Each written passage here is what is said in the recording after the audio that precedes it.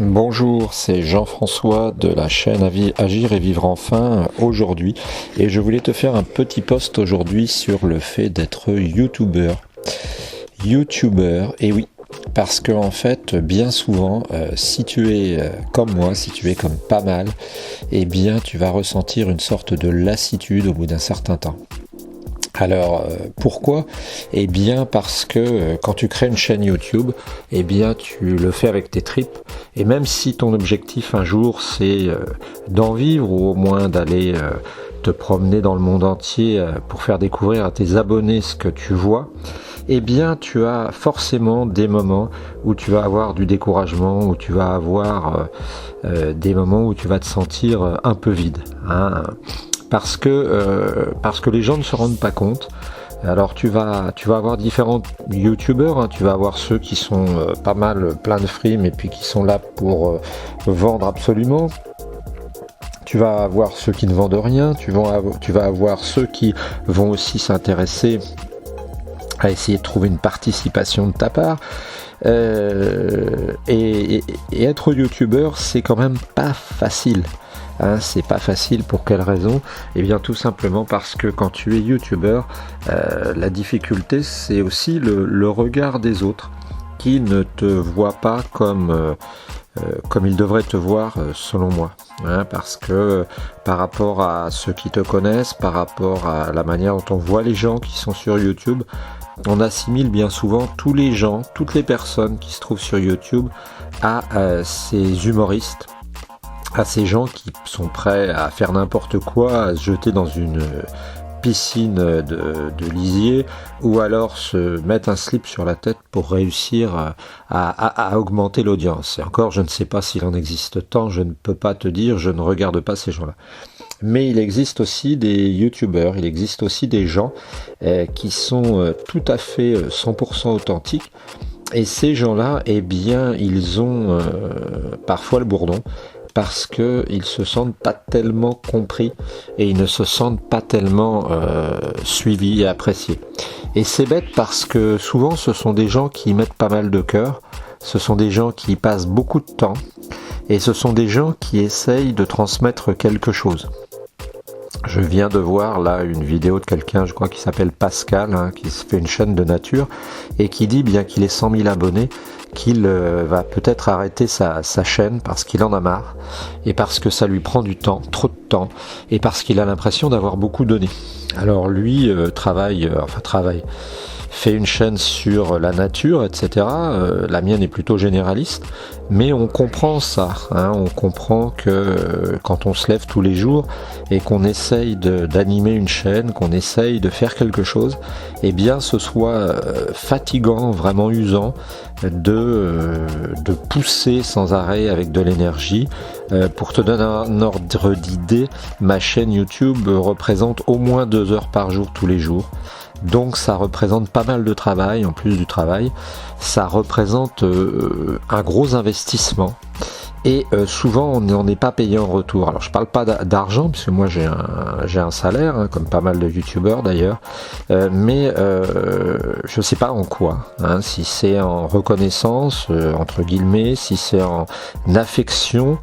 On fait aussi un travail, hein, chacun de notre côté, et comme le disait quelqu'un parlant d'art et parlant de peinture et parlant aussi des cathédrales, il disait, quand vous avez une cathédrale, hein, eh bien vous avez aussi des toutes petites pierres, et ce sont des toutes petites pierres, ces toutes petites pierres qui cachent, qui sont cachés, qui sont dans les fondations, qui sont un peu partout et qui finalement permettent aux grosses pierres de tenir.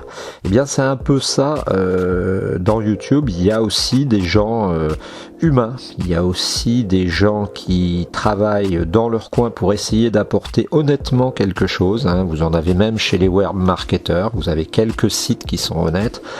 Et ces gens-là, eh bien, sont souvent assimilés à l'ensemble.